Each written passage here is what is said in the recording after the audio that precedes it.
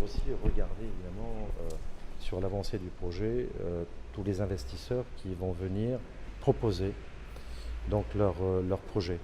C'est une nouvelle étape qui est nécessaire au stade où nous sommes aujourd'hui du projet qu'on appelait auparavant le Tahiti Mana Beach.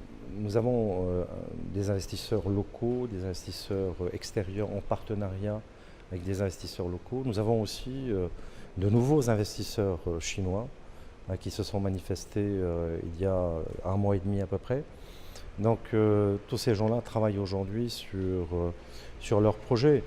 En fait, l'idée au niveau du pays est de permettre un aménagement sur le site en fonction, je dirais, de plans d'aménagement qui vont être arrêtés et enfin permettre à des développeurs, des porteurs de projets de pouvoir disposer du foncier nécessaire à la réalisation des complexes hôteliers, des magasins, des restaurants, des salles de spectacle et tout ce que l'on souhaite trouver à l'intérieur de ce complexe touristique. C'est le rôle du comité de pilotage que de regarder de près et d'amener un positionnement au niveau du pays sur à la fois la méthodologie que nous allons adopter pour faire nos choix. Voilà, nous sommes vraiment à une étape très stratégique maintenant sur le déroulement de ce projet que beaucoup de Polynésiens attendent. Ni ai prono tatatou a whanhor a tatatou e pīt matamua ra Tahiti Mana Beach ta te howhenua e hina aro e nomino ahau de Tahitian Village.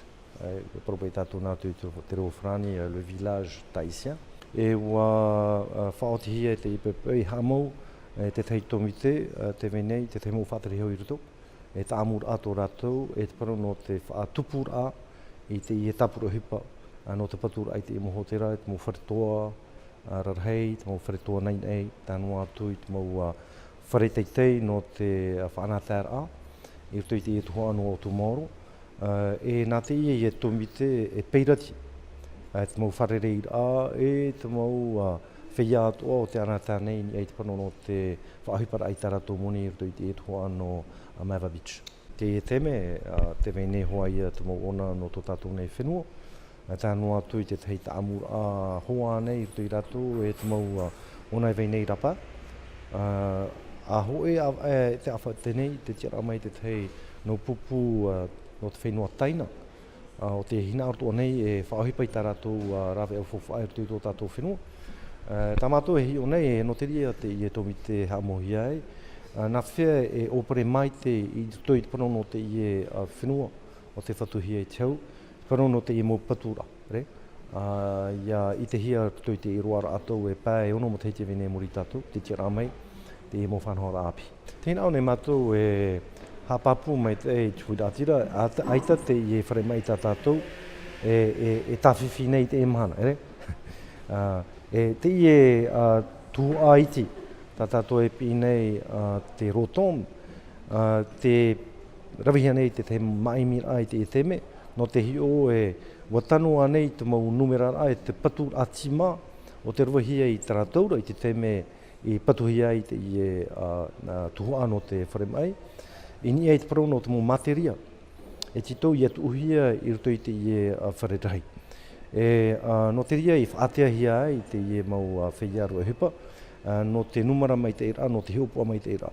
Mei te mea i tito hia i a eta rii. Te parau no te i e whare e ruahia te i tāpura hipa. O te ria, no te i e teme ua horo mai te whatarehau Jacques Renal, te te heimo hapapura ai atu i matou. No te parau ai no te i e teme, ai tuha e a whiwhi e atu. I te ona whanara mai? Aita. Iahi o tātou, te whaito te tima o te whaohipahia no te i e tuhua o te roton no te whare mai, o ea tō tātou mō whare.